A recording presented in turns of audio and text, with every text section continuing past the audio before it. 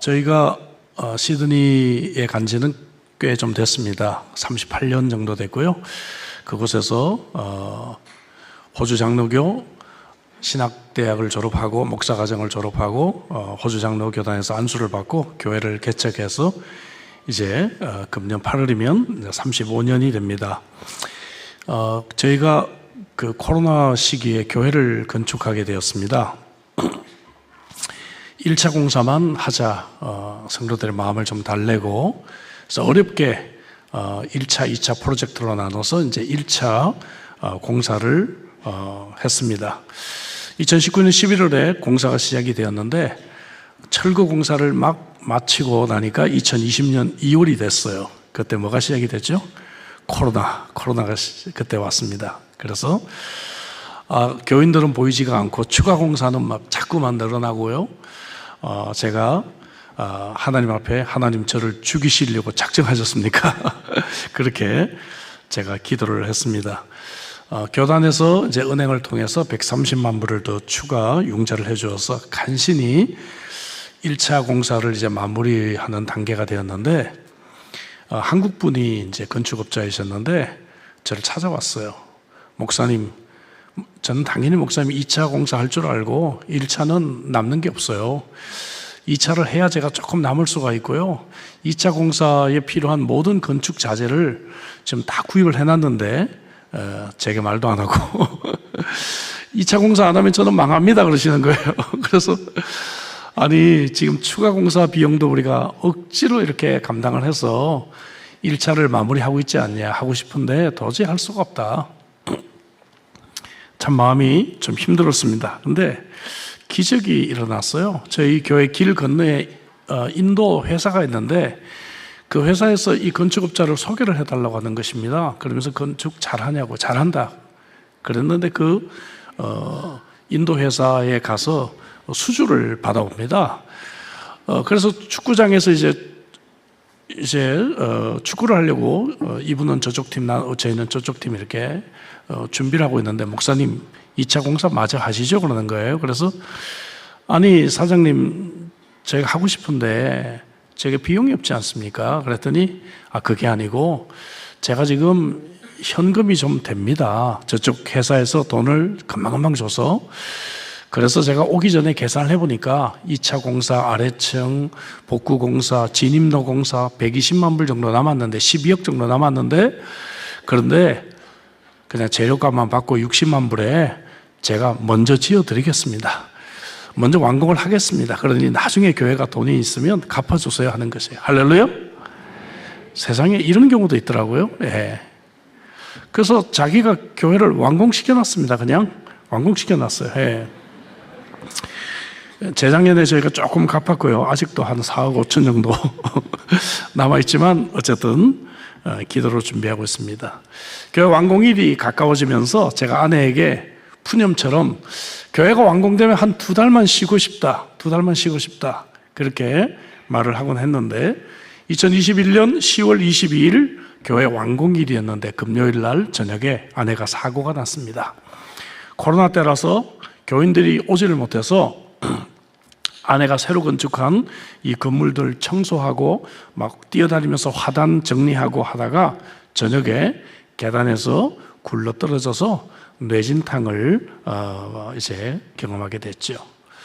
제가 차를 타고 교회를 출발하려고 하다가 이상한 쿵 하는 소리를 듣게 되고 새가 지붕에 떨어졌나 하고 그냥 가려고 하다가 느낌이 좀 이상해서 다시 차를 세우고 확인을 해보니까 제 아내가 계단에 굴러 떨어져 쓰러져 있는 것을 발견하게 되었습니다. 그때 발견하지 못했으면 참 어려웠을 것 같아요. 앰뷸런스를 타고 병원에 가서 뇌 수술을 했습니다. 머리를 여는 개두술이라고. 전 수술하면 괜찮을 줄 알았는데 수술 끝나는 시간이 되었는데 나오질 않아요. 그러더니 중국계로 보이는 간호사 두 분이 미스터 류 맞냐고 맞다 그랬더니 갑자기 저쪽에 가더니 눈물을 이렇게 좀 훔치더니 다시 진정을 하고 와서 1차 수술이 너무 좋지 않아서 다시 2차 수술 들어갔다고 저한테 얘기를 해주는 것입니다. 좀 상황이 좋지 않다는 것을 느꼈어요. 2차 수술 마치고 의사들이 나왔는데 첫 번째 제게 하는 얘기가 가족이 있느냐 하는 거예요. 예, 여러분 무슨 의미인지 아시죠? 가족이 있느냐. 그래서 딸과 사위가 한국에 지금 살고 있다 그랬더니 지금 전화하는 것이 좋겠다 얘기를 합니다. 예. 그래서 한국은 지금 새벽 2시 반이에요. 그랬더니 쓴웃음을 지으면서 이 50세 정도 된 호주 여자 의사신데 You better call them now 그러는 거예요. 지금 전화하는 게 좋을 거야 그러는 거예요. 그러면서 이제 자기가 환자를 한 번만 더 보고 가겠다고 하더니 중환자실에 들어갔다 오더니 또 막 뛰기 시작합니다. 그러면서 환자를 빨리 수술실로 옮기라고 이야기를 하는 거예요. 3차 수술을 또 했습니다. 머리를 또 열고 또 수술을 했습니다. 3차 수술 후에 2시간 정도 있다가 또 의사가 나왔는데 내가 할 수 있는 일은 정말 다 했다. 근데 피가 멈추질 않는다. 그리고 뇌압이 너무 높다. 그렇게 하고 이제 의사는 집으로 돌아갔습니다. 한국에 있는 딸에게 전화를 했는데 그때 임신 12주였어요. 결혼한 지 한 5년 만에 아기를 가졌는데 그래서 사위에게 전화를 해서 거실에 나서 좀 전화를 받아라. 엄마가 좀 사고로 좀 다쳤어. 이렇게밖에는 제가 표현을 못했습니다. 오늘 새벽에 닥터 맥마스터라고 하는 사람에게 뇌 수술을 받았어. 그리고 이제 전화를 끊었는데 제 딸이 전화가 왔어요. 아빠 무슨 일이야? 간단하게만 설명을 했습니다. 아빠 내가 11월 중순에 호주 가려고 했는데 좀 땡겨서 11월 1일부터 격리가 면제되니까 좀 땡겨서 그럼 가볼게 그러더라고요. 그래 그럼 그렇게 해라 하고 전화를 끊었지만 딸이 돌아오면 아마 물건 정리는 같이 할 수 있지 않을까 그런 마음을 가졌습니다. 근데 사위가 병원에 있는 친구 의사에게 전화를 했어요. 상황이 좀 이상하다 싶어서 그랬더니 수술한 의사로부터 이야기를 듣고 24시간을 버티지 못할 거다 하는 이야기를 듣고 아이들이 패닉이 됐습니다. 토요일 오전 9시쯤에 인천공항을 리무진을 타고 가는 길에 전화를 했어요. 아빠 우리 내일 시드니로 가. 비행기가 어렵게 싱가포르 경유해서 가는 비즈니스석 2자리를 간신히 얻었어. 그때는 비행기가 잘 다니지 않을 때였어요.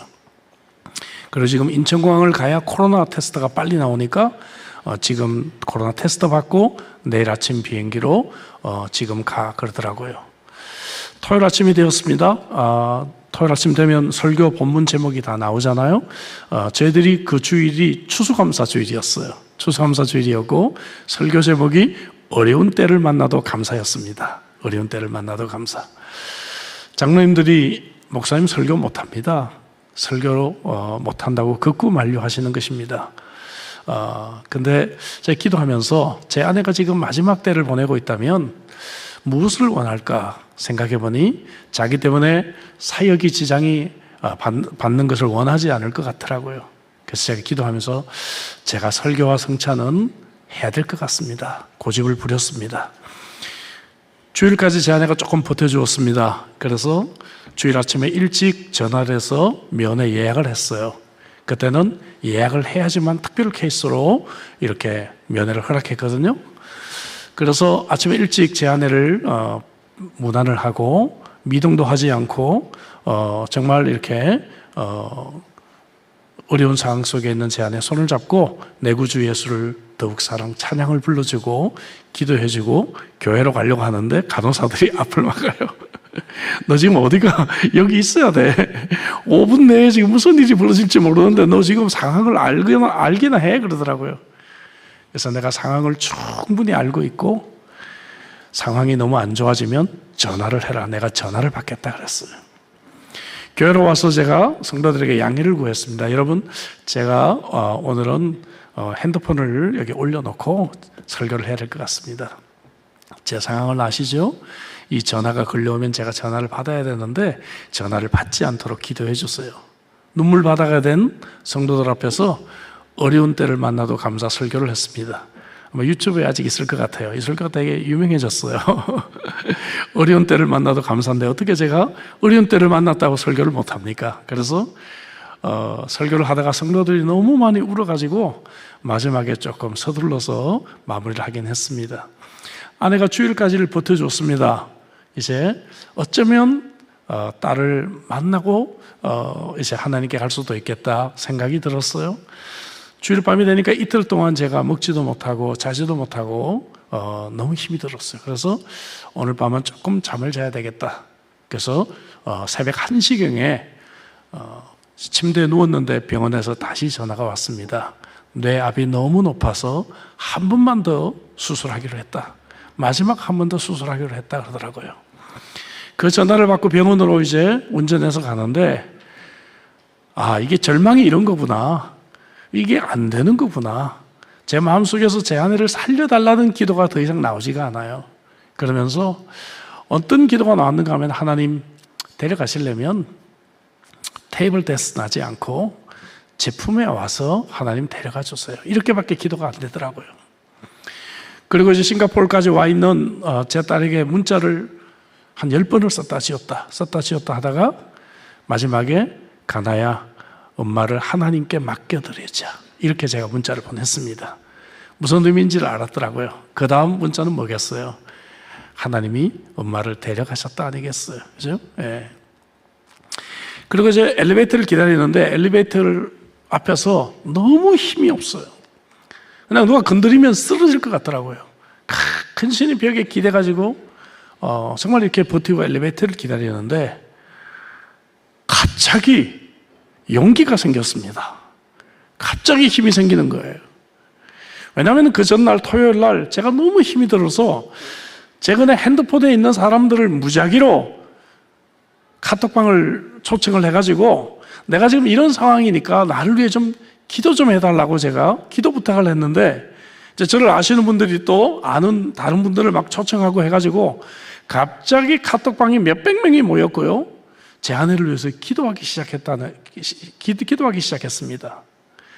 그래서 제가 그때 대충 생각해 보니까 제 선교사님들도 많이 알고 우리 큰 교회 목사님도 많이 아니까 대충 계산을 해도 10만 명 이상이 제 아내를 위해서 기도하고 있더라고요. 이 자리에도 계십니다. 그래서 아니 하나님 이렇게 많은 사람들이 기도하고 있는데 이 많은 사람들의 기도를 하나님 어떻게 외면하실 수가 있으시겠습니까? 용기가 생기겠어요. 갑자기 설명할 수 없는 힘이 제 속에서 막 생기기 시작합니다. 그래서 힘이 다시 나서 이제 엘리베이터를 타고 수술실 앞에 가서 기다리고 있는데 의사가 4번째 수술을 마치고 나왔는데 처음으로 좋은 소식을 가지고 나왔습니다. 아내가 잘 버텨줬다고. 그리고 하는 얘기가 4번째 머리를 열었는데 너무 상황이 좋아져서 내가 지금까지 수술한 환자가 맞는지 신분을 다시 확인했다는 거예요. 신분을. 3번째 수술을 마쳤을 때는 정말 의사들이 그런 표현 안 쓰지만 혹시 잘 돼도 평생 휠체어, 평생 시각장애가 될 것이다라고 제게 얘기를 했거든요. 근데 이 의사가 하는 얘기가 서바이브 하면 어쩌면 그럴 수도 있지 않을까 생각한다고 그 정도로 상태가 좋아졌다는 거예요. 그 정도로. 그러면서 이 의사 표현이 나는 무슨 일이 일어났는지 모르겠어 그러는 거예요. 왜냐하면 이틀 동안 병원에 한 일은 아무것도 없거든요. 그냥 깊이 그냥 잔 것밖에 없거든요. 근데 내가 도대체 무슨 일이 일어났는지 모르겠지만 4번째 내가 머리를 열었을 때 너무너무 상태가 좋아졌다고 그러면서 이 환자를 살릴 수가 있을 것 같다. 최선을 다해서 4번째 수술이 잘 되었다고 얘기를 합니다. 물론 여러분 아시다시피 그래도 뇌진탕 환자들은 3개월 안에 3분의 2가 또 세상을 떠나요. 어쨌든 피가 멈추고 지금은 뇌압이 어느 정도 좀 진정이 되었다고 얘기를 합니다. 제 아내는 그 후로도 후유증으로 뇌 동맥류 이런 것까지 해서 10번 정도의 큰 수술을 마치고 기적적으로 살아서 또 재활을 거쳐서 지금 하루에 8km씩 걷는 건강한 몸을 갖게 됐습니다.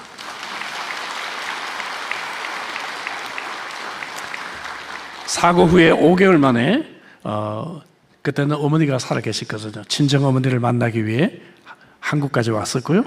예. 다시 5개월 뒤에 그때는 딸이 이제 런던으로 이주를 했는데 런던까지 저와 함께 가게 되었습니다. 재작년과 작년에 미국에서 집회를 초청해서 미국까지 다녀오게 되었고 이번에도 제가 LA를 갔다가 어제 왔는데요. 딸이 다시 스위스 로잔으로 이주를 했는데 작년에 로잔까지 다녀왔고 오늘 LA에서 이제 어제 도착해서 오늘 우리 더 사랑의 교회 같이 왔습니다. 할렐루야.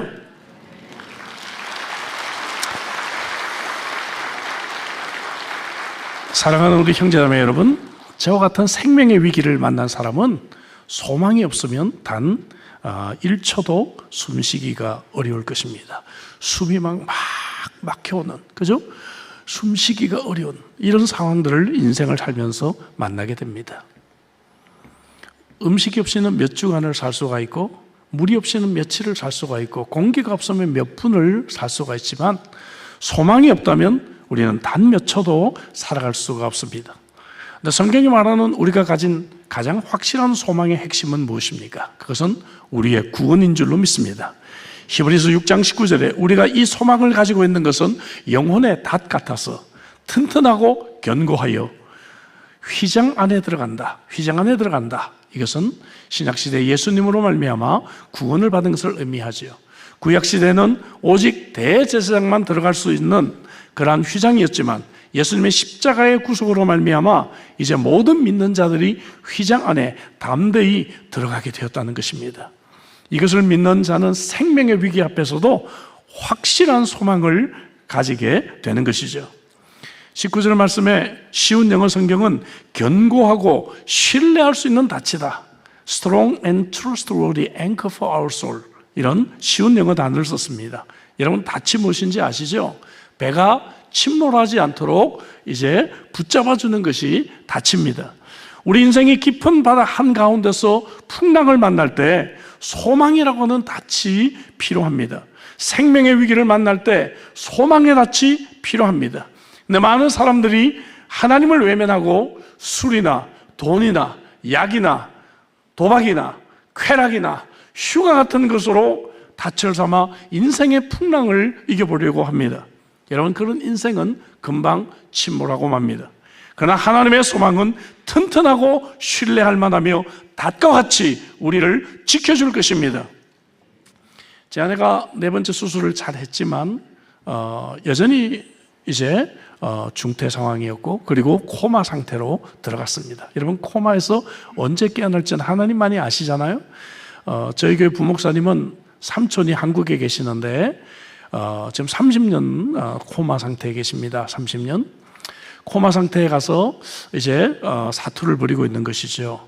근데 제 아내가 31일 만에 의식이 돌아왔습니다. 31일 만에 의식이 돌아왔는데 이제 어리둥절하잖아요. 그리고 뭔가 말을 하고 싶은데 줄들이 너무 많이 달려 있으니까 말도 못하고 또 저는 그때 처음 알았습니다. 손가락 까딱할 힘이 없다 하는 것을 그때 알았어요. 뇌질환 환자들은 이게 두뇌가 다시 세팅이 되기 때문에 정말 손가락을 못 움직여요. 손가락 하나도 몸을 못 움직이더라고요. 그래서 기계로 제 아내를 이렇게 이제 침대에 이렇게 기대서 앉혀놨는데 뭔가 말을 하고 싶어 하는데 이제 말할 수가 없잖아요. 그래서 제가 아이패드를 가져와서 제 아내 손을 붙잡고 눈치를 보면서 이제 글씨를 썼습니다. 무슨 말을 하고 싶은가?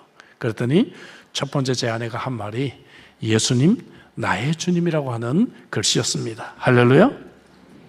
31일 만에 코마에서 깨어나서 첫 번째 한 말이 예수님 나의 주님이었어요. 제가 참 많이 울었습니다. 하나님 이제 제가 더 이상 소망하는 것이 없어요. 더 이상 제가 바라는 거 없어요. 하나님이 지금 데려가셔도 예수님을 기억하고 있으니까 됐잖아요. 그죠? 또 이 땅에 뭐 장애를 입든 어떤 모습이든지 하나님이 살려주시면 남편을 지금 기억하니까 됐잖아요. 그래서 이 땅에서 남편을 기억하니까 됐고 또 하나님이 데려가셔도 예수님을 기억하고 예수님 붙잡고 있으니까 됐잖아요. 그래서 제가 마음속에 큰 위로와 용기를 얻었습니다. 사랑하는 성도 여러분, 인생의 소망을 내가 가진 능력이나 내가 가진 것으로 참으로 두는 자들은, 혹은 다른 사람들에게 두는 자들은 언제든지 그 인생이 침몰할 수 있지만, 내 인생의 소망을 하나님의 말씀을 통해서 7,000가지 이상의 하나님의 약속으로 소망을 삼아 영혼의 닻을 내리는 자들은 안전하게 될 줄로 믿습니다. 아내 사고 직후에 몇 주간 경황이 없는 가운데 제가 읽은 책이 있습니다. 릭 워런 목사님이 쓰신 The Hope You Need라고 하는 책입니다. 제가 이 책을 몇 년 전에 사두었다가 읽지 못하다가 이때 읽게 되었어요. 사실 이 릭 워런 목사님은 이 책을 저술하던 중간에 아들 매튜가 우울증을 앓다가 자살을 하게 됩니다. 생각해 보세요. 세계적인 목사님이 아들이 자살을 해요. 얼마나 충격입니까? 목사님이 너무 힘들어서 2년여 정도 이제 사역을 하지 못하고 쉬는 기간이 있었습니다. 그리고는 이제 그 쉬는 기간을 마치고 이 책을 탈고하는 것으로 사역을 시작하게 되었습니다. 저자는 이 책을 통해서 오늘날 사람들이 낙심하는 가장 큰 이유를 10가지 정도 소개하면서 오늘 저와 여러분들이 읽은 주님이 가르치신 기도로 소망의 열쇠를 해석하고 있습니다. 저는 한 7가지 정도 여러분들에게 간단히 소개하고 성경 말씀과 제 간증을 덧붙여서 말씀을 이어가려고 합니다. 그리고 더 사랑의 교회 슬로건에 맞춰서 더 소망을 가질 이유란 제목으로 제가 잡아보았습니다. 첫 번째, 사람들이 낙심하는 이유는 고독하기 때문에 그렇습니다. 그렇죠? 사람들 주위에 많이 있는 것 같지만 정작 마음을 열고 이야기할 수 있는 사람이 없는 것 같아요. 그러나 오늘 본문 주님이 가르치신 기도는 이렇게 시작합니다. 6장 9절 앞부분에 하늘에 계신 우리 아버지요. 1인칭 우리의 아버지입니다. 하나님은 멀리 계시는 분이 아니고 하나님은 나에게 3인칭의 하나님이 아니시고 하나님은 1인칭으로 나의 아버지라고 고백하게 되는 것이죠. 우리 아버지시고 우리를 결코 포기할 수 없는 아버지십니다. 요한복음 14장 18절에 고아와 같이 우리를 버려두지 않을 것이라고 아버지는 약속해 주셨습니다. 우리 가까이 계시고 우리를 위로하시며 우리를 돌보시는 아버지가 계시기 때문에 우리는 더 소망을 가질 수가 있는 것입니다. 저는 꿈을 잘 꾸지도 않고요, 또 꿈을 잘 믿지도 않는 장로교 목사입니다. 그런데 말입니다. 그래서 많이 들은 얘기 같죠? 그런데 말입니다.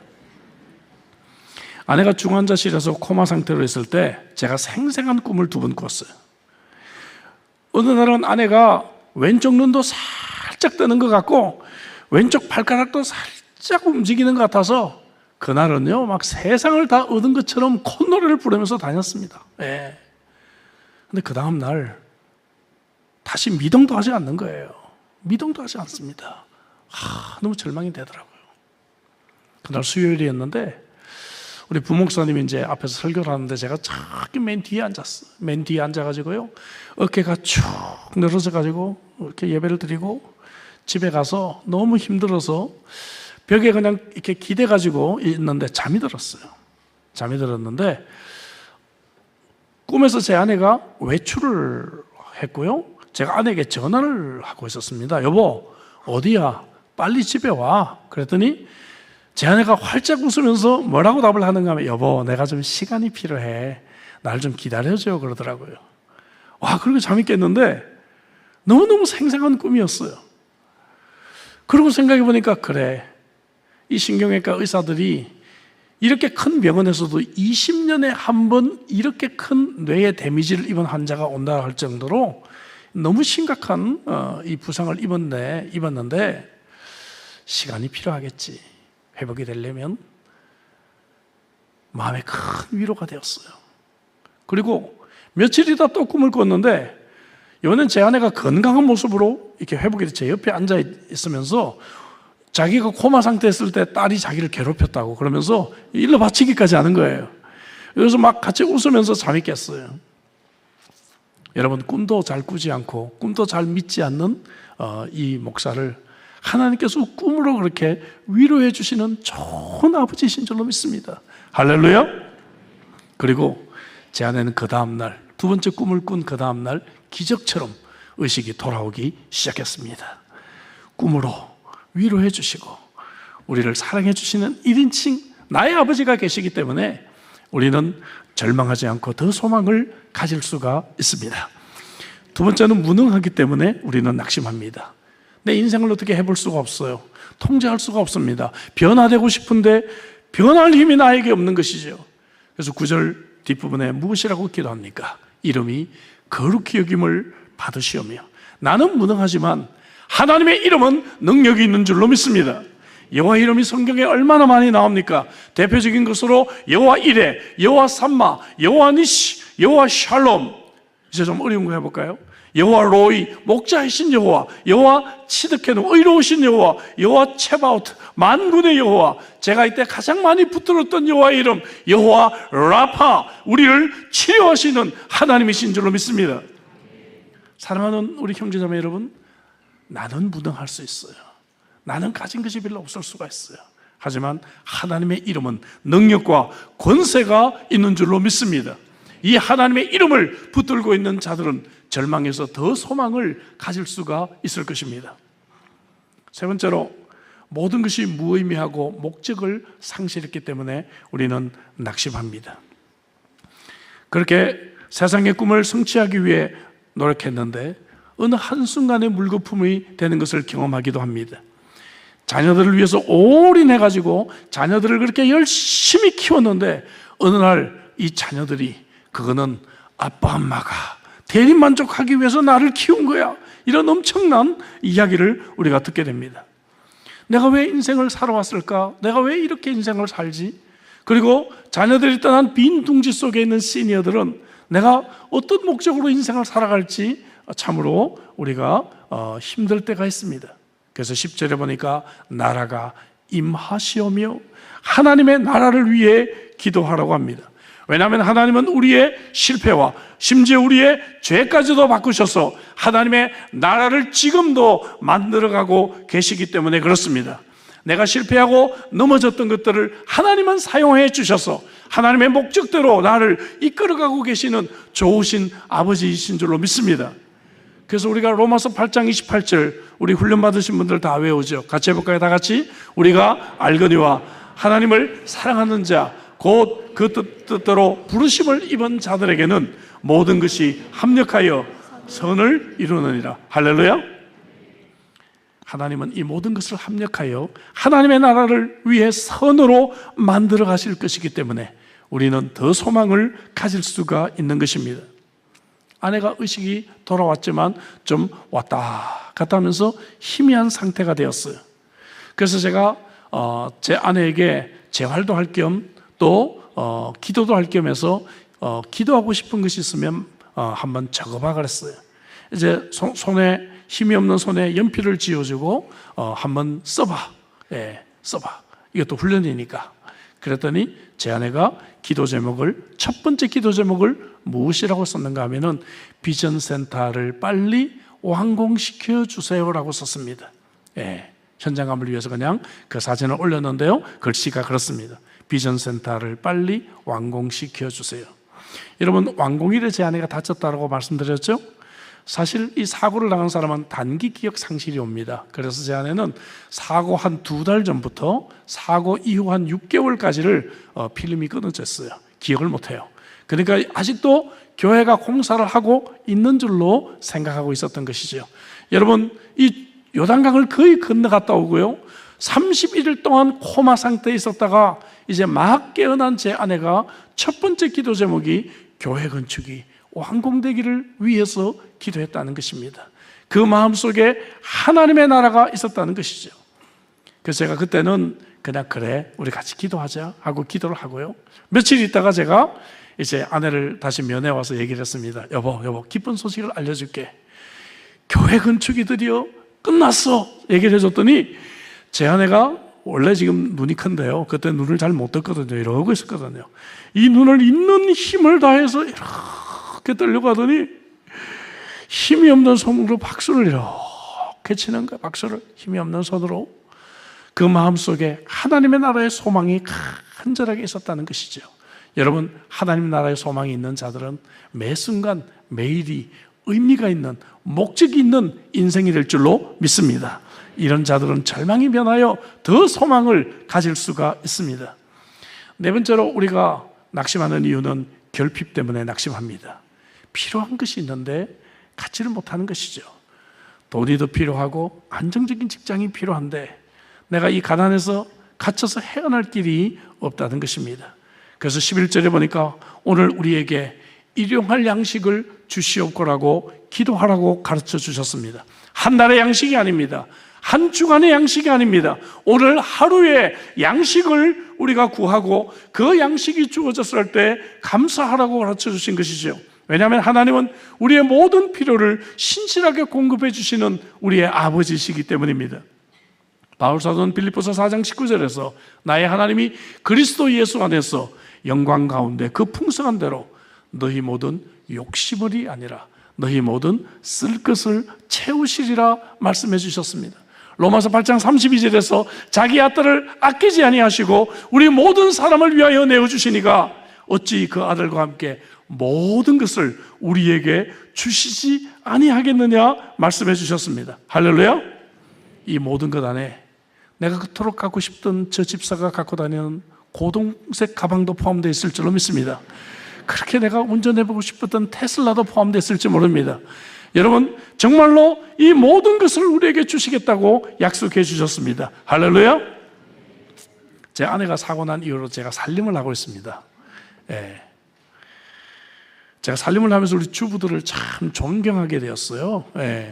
와, 이게 참 쉬운 게 아니구나. 그리고 한 끼 식사가 이게 보통이 아니구나. 제가 여러분 존경합니다. 우리 주부 여러분들.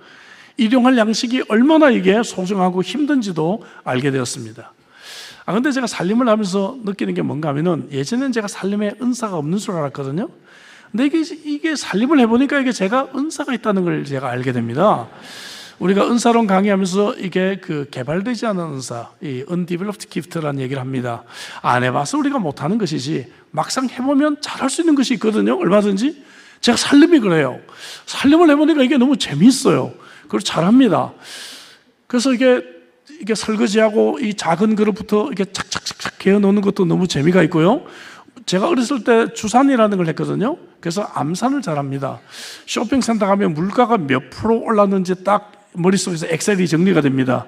그러면 오늘 쇼핑을 어느 정도 해야 되겠다는 것이 딱 감이 잡혀요. 너무너무 살림이 재밌어졌습니다. 더 재밌는 건 뭔가 하면은 주일날 예배 끝나고 저기 이제 안내석 앞에 예배당 입구 가서 이제 거룩하게 성도들을 이렇게 인사하고 있는데 이제는 권사님들이 눈치도 보지 않고요. 목사님 김치 남았어요. 그쪽으로 좀 갖다 드릴까요? 하면 저기서부터 막 소리를 지르시기도 하고 우리 교회 참 재미있는 풍경들이 참 많아지게 되었습니다. 처음 제가 초보주부여서 장갑도 안 끼고 또 하루 21시간 아내 재활을 돕고 살림하다 보니까 그때 제 아내를 데리고 한국에 왔을 때 지문이 나오지 않았어요. 그래서 지문이 안 나와서 신원조회를 하느라고 굉장히 어려웠습니다. 근데 이제는 고무장갑도 잘 끼고 핸드크림도 바르고 지문도 잘 나옵니다. 이제 여튼 여러분 일용할 양식이 얼마나 중요한지를 여실히 깨닫고 있습니다. 제가 설교 준비하면서 2025년 한국 통계청 자료를 보니까 한국의 1인당 국민소득이 36,000달러 정도 되더라고요. 그렇다고 하면 여러분 한국인들은 전 세계에서 0.1% 안에 드는 부자들입니다. 여러분 아셨어요? 이 좋은 소식이죠? 옆 사람 보고 한번 인사하겠습니다. 와, 대단한 분이시네요. 이 보통 분이 옆에 앉아 있는 게 아닙니다. 여러분 세계에서 0.1% 안에 드는 부자들이에요. 근데 우리는 늘 어떻게 생각합니까? 늘 부족하다 그래요. 사실 저는 이민 간 지 오래됐는데 이게 한국에 이게 와보면요 너무 잘 살아요. 사실 지금 비행기도요 이 대한항공이 비즈니스 클래스부터 먼저 마감되는 거 아시죠? 그리고 우리나라면 모든 것이 신식화 참 너무 잘 돼 있어요. 그런데 만나는 사람마다 돈 타령합니다. 만나는 사람마다 돈 타령해요. 돈 없다, 돈 없다, 돈 없다, 궁핍하다고 절망합니다. 사랑하는 성도 여러분, 일용할 양식을 주시는 하나님을 붙들고 있는 자들은 절망에서 더 큰 소망을 가지게 될 줄로 믿습니다. 다섯 번째, 우리는 원수들 때문에 낙심합니다. 내게 상처를 준 사람, 그 사람을 생각하면 또 마음이 어렵고 절망이 돼요.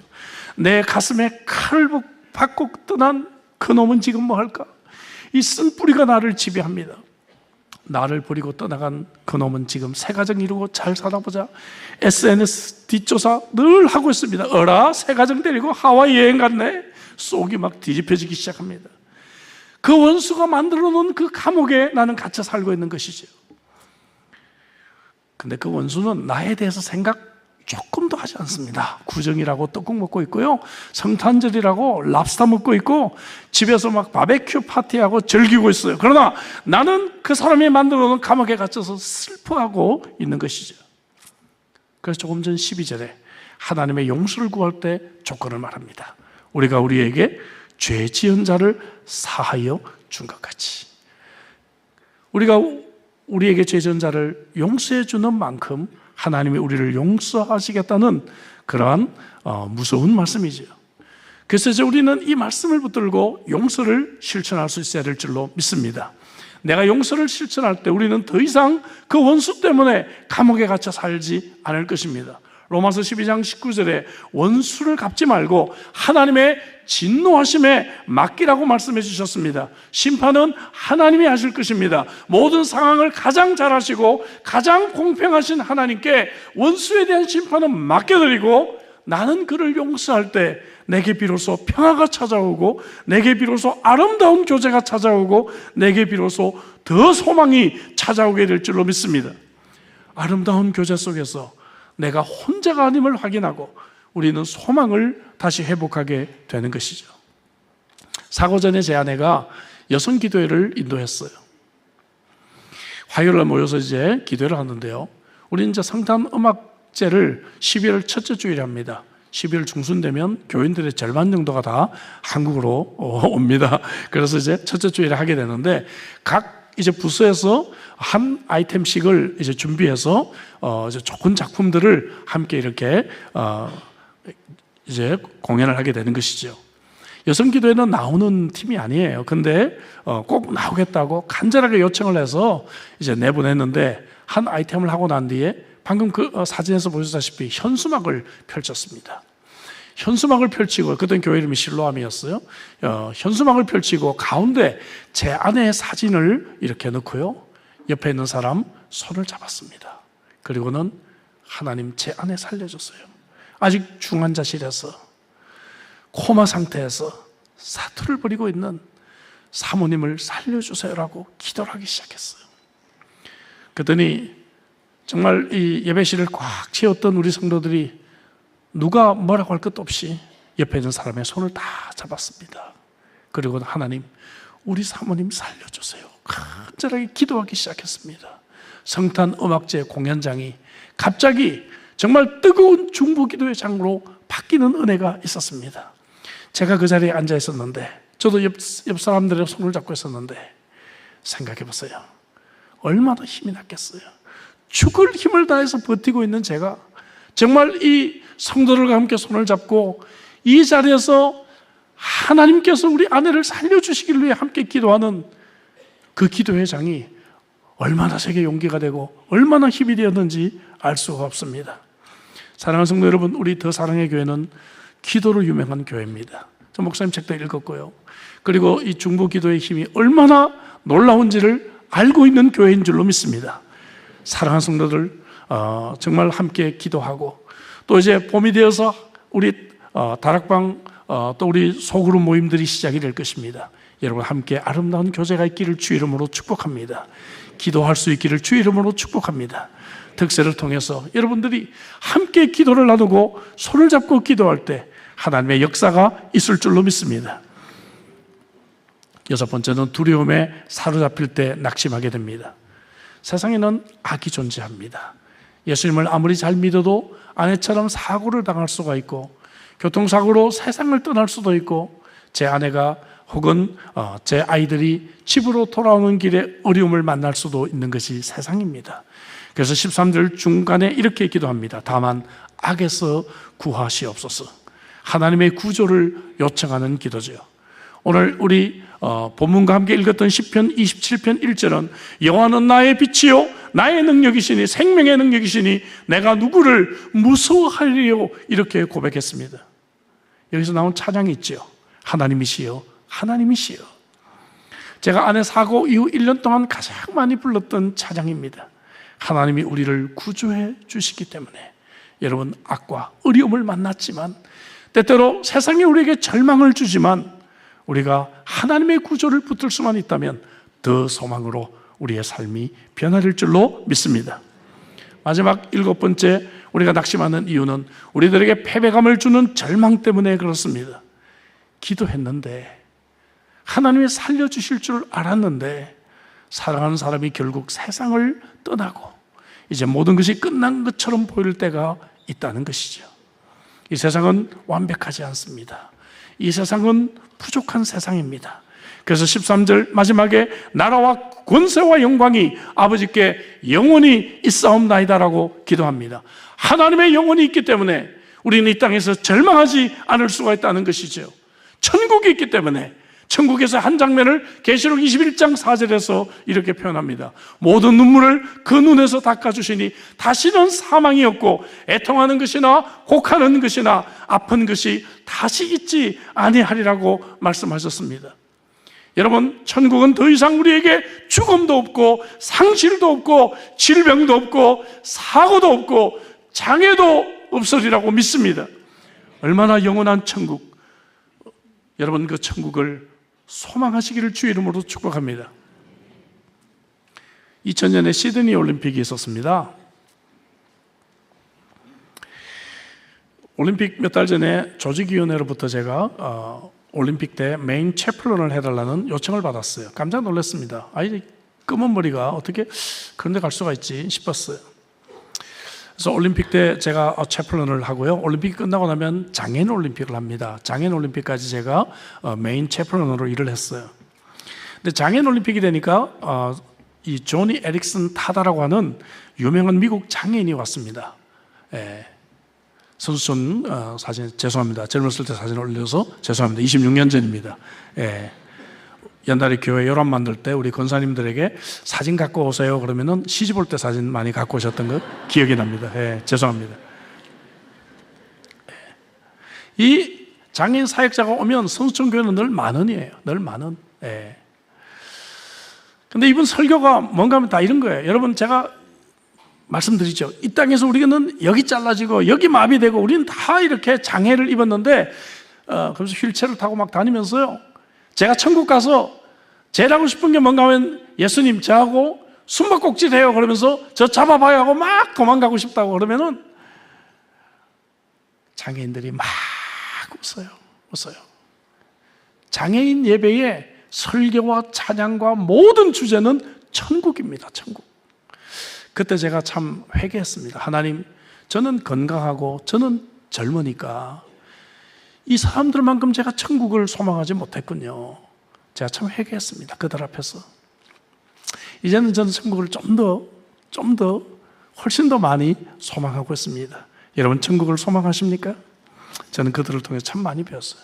천국 소망하는 분이 몇 분 안 계시는 것 같아요. 여러분, 천국을 소망하십니까? 여러분, 고난 속에 있는 분들 여기 계시죠? 힘든 분들 계시죠?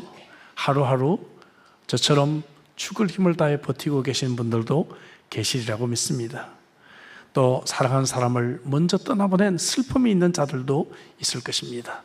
여러분, 우리에게는 너무나 좋은 천국이 있음을 믿으시기를 바랍니다.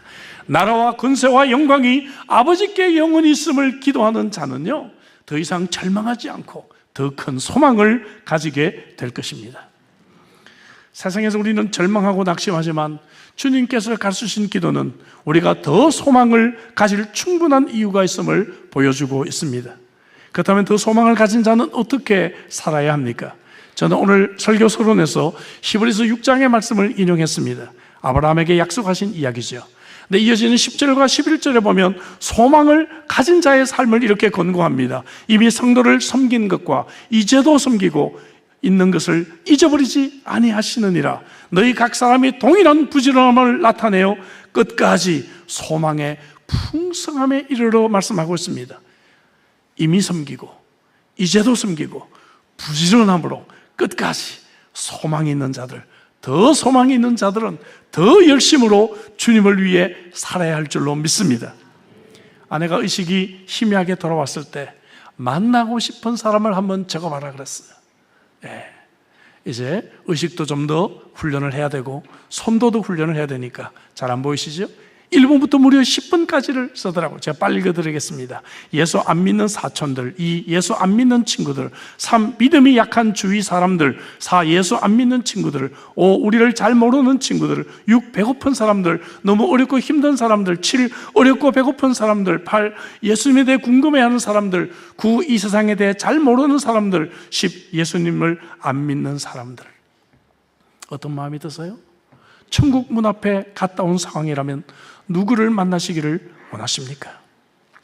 이제 한국교회는 봄과 더불어서 이렇게 특세와 또 새생명축제, 이런 전도 집회도 시작하며 또 많은 사역들이 일제히 시작하게 될 것입니다. 여러분들은 금년에 어떻게 섬기기를 원하십니까? 누구를 주님 앞으로 인도하시기를 원하십니까? 정말 여러분들이 요단강 거의 건너갔다가 온 사람들이라고 한다면 여러분들은 누구를 만나기를 원하십니까? 사랑하는 더 사랑의 교회 교우 여러분, 생명의 위기를 만났을 때, 인생의 참 힘든 어려운 점들을 만났을 때 우리의 생명의 피난처이신 여호와로 더 소망을 삼으시기를 주의 이름으로 축복합니다.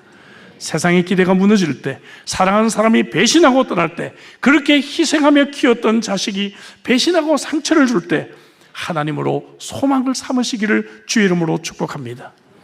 제 아내가 사고 난 뒤에 저도 참 많이 변했습니다. 이젠 제 아내가 옆에서 숨쉬고 코 고는 것만 봐도 너무나 행복합니다.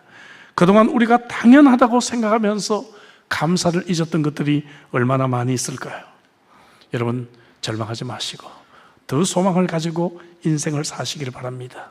소망은 영혼의 닷과 같습니다. 우리가 인생의 풍랑을 만난다 할지라도 여러분, 생명의 피난처이신 여호와로 닻을 내리고 더 소망 있는 복된 인생 되시기를 주의 이름으로 축복합니다.